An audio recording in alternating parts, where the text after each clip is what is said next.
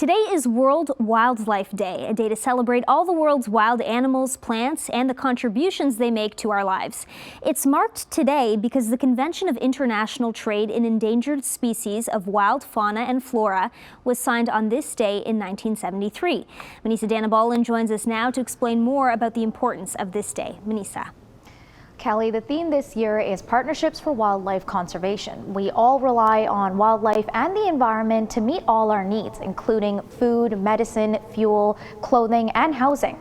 And while we have come a long way in protecting our animals, experts say we still have work to do. I think we can all agree that seeing a duck covered in oil, a turtle with a straw in its nose, and a whale die after swallowing 80 plastic bags has pushed us to want to save our wildlife friends. 1 in 8 of all wildlife species is threatened with extinction. Animal populations are declining at unprecedented rates.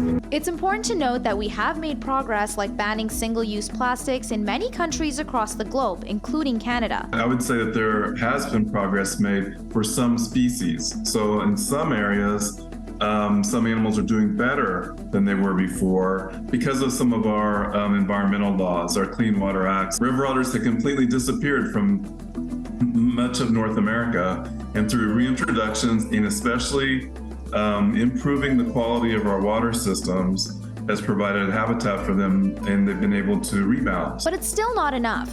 According to the World Wildlife Fund's Living Planet report last year, global wildlife populations have plummeted by an average of 69% since 1970. Freshwater populations were hit the hardest with a decline of 83%. And the hardest hit areas are in Latin America and the Caribbean. The two major issues among many impacting our species is climate change. Polar bears they need ice. They're actually an ice-adapted species, and the ice is actually disappearing, and they're actually starving because they're having to stay on land. The islands that are have low elevation around the sea, they're losing some of those islands altogether, and some of them have endemic species like certain mice, like a beach mouse, that are probably going to go extinct. And habitat loss. Habitat can be the conversion, again, to agriculture. It can be the changing of coral reefs to bleached out just structure instead of vibrant living colonies of organisms. It can be, in some cases, especially in marine systems, over-harvest, where we fish down the food web by removing the top predators. According to World Wildlife Day, this year's focus is on two topics. One is conserving marine life and oceans, since roughly 70% of our planet is covered by water.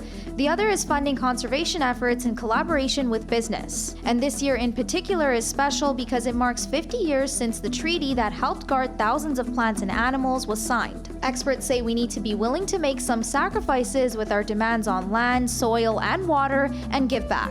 Many farmers understand this. They'll leave some woodlots, or they'll leave a few standing rows of corn, or they won't do fall tillage. But we can play a small part in that as well, where we put our money towards supporting habitat or conservation organizations, where we put our voice in the political process of opposing unnecessary development. Little things like reducing our use of plastics and certain carbon-based fuels and reducing our ecological footprint can make a difference on a personal level.